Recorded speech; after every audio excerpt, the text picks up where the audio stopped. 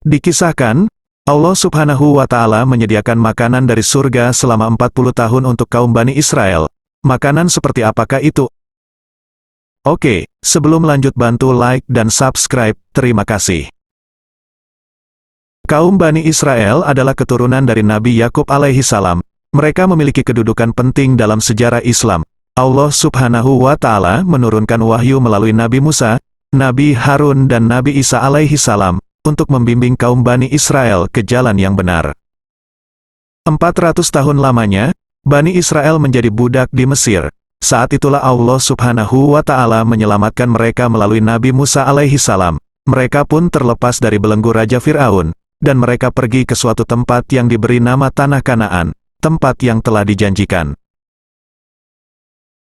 Setelah perjalanan beberapa hari melalui padang pasir yang tandus, perbekalan makan dan minum mereka sudah habis. Mereka mengeluh kepada Nabi Musa alaihi salam, dan Nabi Musa pun menyampaikan keluhan mereka kepada Allah Subhanahu wa Ta'ala. Allah pun menjawab, akan datang makanan dari surga untuk kaum Bani Israel. Sore itu, Bani Israel yang baru keluar dari tendanya terkejut, mereka melihat permukaan tanah di padang pasir berubah menjadi putih. Mereka pun mengumpulkan zat putih itu, dan mereka menyebutnya mana. Mereka menggilingnya menjadi tepung, dan mengolahnya menjadi roti. Ada pula yang mengisahkan bahwasanya mana disebut juga, roti para malaikat, hal itu karena zat putih tersebut turun dari langit yang mereka yakini dari surga.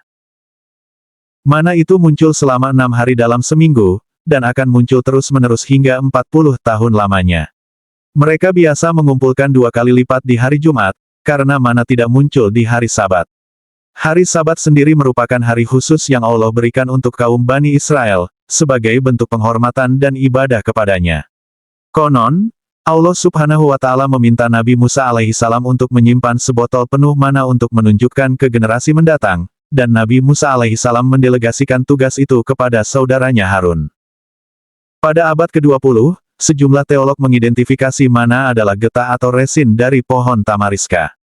Namun hal itu dibantah oleh seorang teolog Yahudi bernama Alfred Edersheim. Dia menjelaskan dalam jurnalnya, seandainya luas semenanjung Sinai seluruhnya ditumbuhi pohon tamariska, dan resinya dalam semusim tidak akan cukup untuk memenuhi kebutuhan pangan kaum Bani Israel dalam 1 hari saja. Lebih dari 2 juta orang saat itu yang melakukan perjalanan ke Tanah Kanaan, tanah yang telah dijanjikan. Apakah mana itu masih ada saat ini, atau hanya sebuah keajaiban kaum Bani Israel saat itu? Buat kalian yang tahu atau membaca tentang mana apakah memang ada, tulis di kolom komentar. Terima kasih. Mohon maaf jika ada salah kata, ataupun misinformasi yang admin kisahkan. Sampai jumpa di kisah berikutnya. Wassalam.